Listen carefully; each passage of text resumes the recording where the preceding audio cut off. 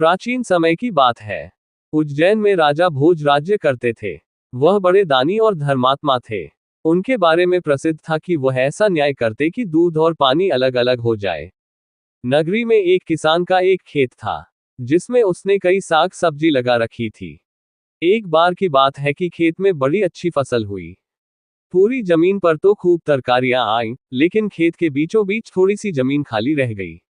हालांकि किसान ने उस जमीन पर भी बीज डाले थे, लेकिन वहां कुछ नहीं उगा। किसान ने वहां खेत की रखवाली के लिए एक मचान बना लिया।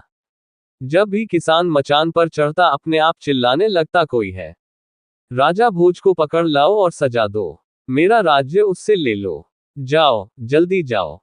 सारी नगरी में यह बात आग की तरह फैल गई और राजा भोज के कानों में पहुंची। राजा ने कहा, मुझे उस खेत पर ले चलो, मैं सारी बातें अपनी आंखों से देखना और कानों से सुनना चाहता हूं।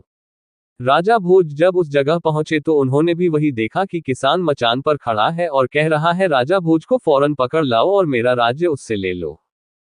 ये सुनकर राजा चिंतित हो गए। चुपचाप महल में लौट आए। उन्हें रात भर नींद नहीं आई। सवेरा होते ही उन्होंने राज्य के ज्योतिषियों और जानकार पंडितों को इकट्ठा किया।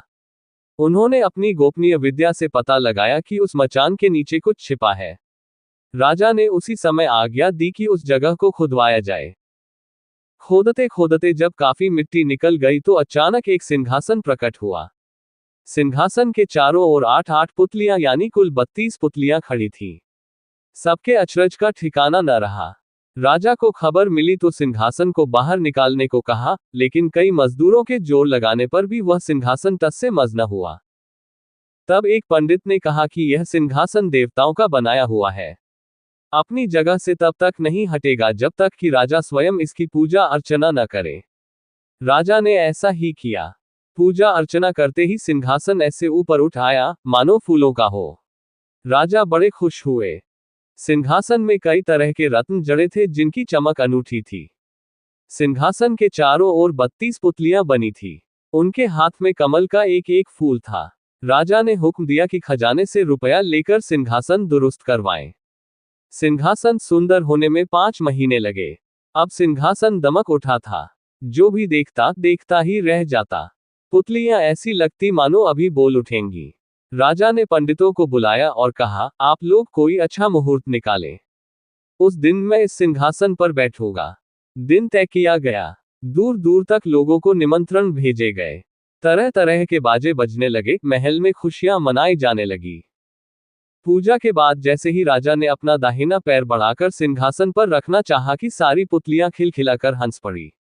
लोगों को बड़ा अचंभा हुआ कि यह बेजान पुतलियां कैसे हंस पड़ी। राजा ने अपना पैर खींच लिया और पुतलियों से पूछा, ओ सुंदर पुतलियों, सच सच बताओ कि तुम क्यों हंसी। पहली पुतली का नाम था रत्नमंजरी। राजा की बात सुनकर वह बोली, राजन, आप बड़े तेजस्वी हैं, धनी हैं, बलवान हैं, लेकिन इन सब बातों का आपको घमंड भी है। जिस राजा का ये सिंहासन है, वह दानी, वीर और धनी होते हुए भी विनम्र थे, परम दयालु थे। राजा बड़े नाराज हुए। पुतली ने समझाया, महाराज, ये सिंहासन परम प्रतापी और ज्ञानी राजा विक्रमादित्य का है।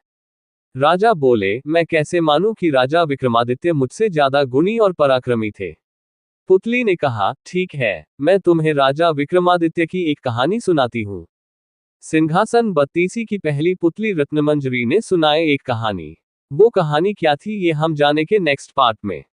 तो दोस्तों, मैं उम्मीद करता हूँ आपको ये जानकारी पसंद आई होगी। अगर आपको कहानी पसंद आई तो मेरे चैनल को लाइक एंड सब्सक्राइब करें और अपना सपोर्ट दें। मेरे चैनल पर और भी इंटरेस्टिंग कहानियां और जानकारियां आपको मिलेंगी। तो सब्सक्राइब करें और कहानियां एंजॉय करें। जय श्री राम।